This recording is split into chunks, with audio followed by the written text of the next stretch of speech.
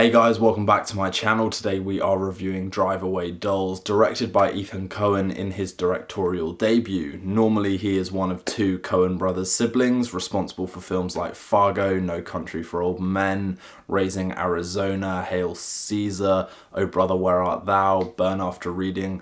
Really quirky films, but this marks his first time going solo as a director. The film follows two young adult lesbian women who go on a road trip to Tallahassee, renting a car that unbeknownst to them is carrying a suitcase of great value to some shady criminals, and they become embroiled in this crime caper plotline as they're en route towards freedom and better things. And Drive Away Dolls feels like a textbook Coen Brothers film on the surface. It's quirky, it's eccentric, it's trying to have fun, it's not trying to layer its film with much substance. It's trying to be rife with memorable characters and fun dialogue. And yet you do come out of Drive Away Dolls feeling like it's missed the mark completely. At only 84 minutes long, I was really looking forward to this film. It's rare now that we get live action filmmaking that knows how to be short and concise, so I was very intrigued to watch a short but sweet fun film. But this film feels too short. Scenes feel hacked to pieces and cut down, the narrative feels very choppy and mishmashed. All it achieves in Drive Away Dolls is making you think that 80 minutes should have probably been 100. The editing and the actual sequential flow of this film just really didn't gel together for me. It feels rushed and hurried along. It really doesn't spend enough time with its main characters,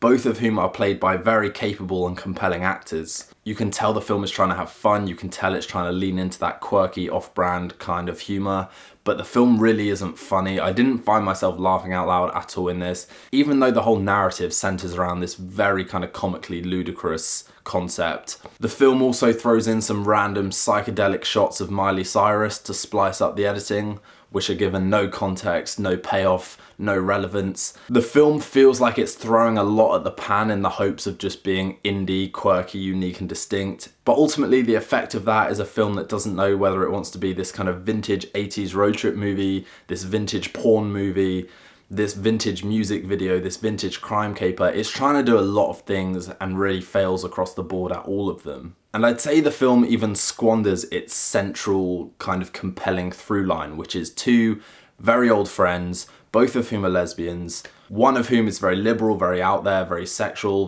the other is the complete opposite, very reserved, very shy, very inexperienced. And the two grow close, form a bond, rekindle a relationship, rekindle something more than that as well throughout the film. And it is capably played by the actors, it is just not given any attention by the story. Drive Away Dolls is one of those films that isn't a complete waste of time because there is not much time to waste with the film. However, it is definitely one that I would say avoid. It can be admired for trying to be distinct, trying to be refreshing, a bit quirky and out there, but none of that matters if the tone does not come together and really make it work, and I'd say the tone really doesn't make it work. Even the guest star ensemble that this film manages to accumulate with Matt Damon, Pedro Pascal, Colman Domingo, none of these actors feel like they're given one scene roles that warrant that kind of star power. They're not memorable in the slightest, they're not made the most out of, and I think that goes for the film as a whole. It's got a lot of potential in terms of the individual ingredients, it just does not amass to that as a final product.